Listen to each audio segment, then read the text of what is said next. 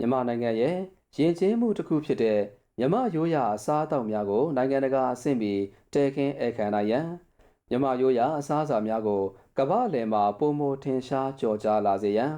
မြန်မာရိုးရာအစားအစာများကိုအခြေခံပြီးနိုင်ငံတကာခရီးသွားဧည့်သည်များပုံမလာရောက်လည်ပတ်စေရေးမြင့်တင်ဆွဲဆောင်နိုင်ရန်နဲ့အစားအသောက်ဆိုင်ရာခရီးသွားလုပ်ငန်းဖွံ့ဖြိုးတိုးတက်လာစေရန်ရည်ရွယ်ပြီးဟိုတယ်ခရီးသွားလာရေးနှင့်ယဉ်ကျေးမှုဝန်ကြီးဌာနရဲ့ဦးဆောင်မှု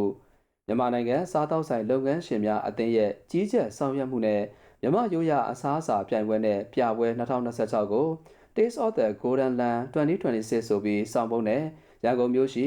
ရန်ကုန် Convention Center မှာဇူလိုင်လ25ရက်နေ့မှ26ရက်နေ့ထိကျင်းပပြုလုပ်ခဲ့ရာဟိုတယ်ခရီးသွားလာရေးနဲ့ယဉ်ကျေးမှုဝန်ကြီးဌာနဒုတိယဝန်ကြီးဦးဖြိုးစော်စိုးဟာဟိုတယ်ခရီးသွားလာရေးနဲ့ယဉ်ကျေးမှုဝန်ကြီးဌာနမှတာဝန်ရှိသူများမြန်မာနိုင်ငံစားသောက်ဆိုင်လုပ်ငန်းရှင်များအသင်းဥက္ကဋ္ဌနဲ့တာဝန်ရှိသူများတိုင်းဒေသကြီးနဲ့ပြည်နယ်များမှစားသောက်ဆိုင်လုပ်ငန်းရှင်များနဲ့အတူအဆိုပါပြပွဲနဲ့ပြိုင်ပွဲဒုတိယနေ့အဖြစ်ဆက်လက်ကျင်းပပြုလုပ်နေမှုအခြေအနေများကိုလှည့်လည်ကြည့်ရှုအားပေးပါတယ်။ပထမဦးစွာမြမရိုးရာအစားအစာပြိုင်ပွဲနဲ့ပြပွဲ2026ဒုတိယနေ့မှာမြမရိုးရာအစားအစာများကိုနိုင်ငံတကာအဆင့်မီတည်ခင်းပြသခြင်းမြန်မာနိုင်ငံလက်ဖက်နဲ့ကော်ဖီအသင်းများမှတာဝန်ရှိသူများကသက်ဆိုင်ရာကန်တာများအလိုက်အသီးသီးဆွေးနွေးတင်ပြခြင်း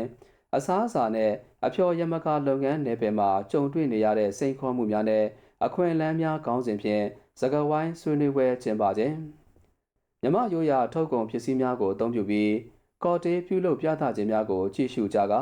ဒုတိယဝန်ကြီးနဲ့တာဝန်ရှိသူများဟာမြမရိုးရာအစားအစာပြိုင်ပွဲနှင့်ပြပွဲ2026ကိုပါဝင်ပြသခဲ့တဲ့မြမရိုးရာအစားအစာပြကမ်းများခင်းကျင်းပြသနေမှုအခြေအနေများကိုလှည့်လည်ကြည့်ရှုအားပေးပါတယ်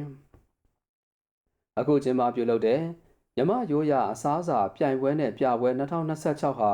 မြမရိုးရာအစားအစာများကိုနိုင်ငံတကာအဆင့်မီ Fine Dining အသွင်ဖြင့်တင်ဆက်ရှင်ပြိုင်ခြင်းဒေသအသီးသီးမှာရိုးရာအစားအစာများကိုပြသခြင်းရောင်းချခြင်းအတွေ့အကြုံများဖလှယ်ခြင်းတို့ကိုတနေရာထဲမှာလေးလာကြည့်ရှုဝယ်ယူနိုင်အောင်မြန်မာနိုင်ငံမှာပထမဆုံးအကြိမ်အဖြစ်ကျင်းပပြုလုပ်တဲ့အခမ်းအနားတစ်ခုဖြစ်ပြီးပြိုင်ပွဲကိုပြိုင်ပွဲဝင်အဖွဲ့9ဖွဲ့ပါဝင်ရှင်ပြိုင်ခဲ့ကြကာပြကမ်းပေါင်း120ပါဝင်ပြသရောင်းချပေးခဲ့ပြီးအဆိုပါပြိုင်ပွဲနဲ့ပြပွဲကိုစိတ်ဝင်စားလာရောက်ကြည့်ရှုလေးလာဝယ်ယူအားပေးကြသူများနဲ့စီကားလျက်ရှိတယ်လို့သတင်းရရှိပါရခင်ဗျာ။